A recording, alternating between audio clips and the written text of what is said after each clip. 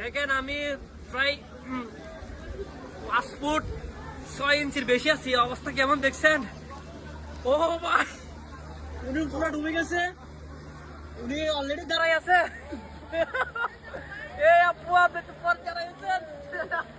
High high high high, 5 মিনিটের বৃষ্টিতে পুরো চট্টগ্রাম শেষ। ওই মাথার চুদের এখন কথা কইলে কবে তাই জামাত করি, আয় হবে তো জামাত করি। আরে কি অবস্থা! আল্লাহ আল্লাহ আল্লাহ আল্লাহ আল্লাহ আল্লাহ আল্লাহ আল্লাহ আল্লাহ আল্লাহ, কি অবস্থা! আল্লাহ, পর্বতর মুরের এই অবস্থা।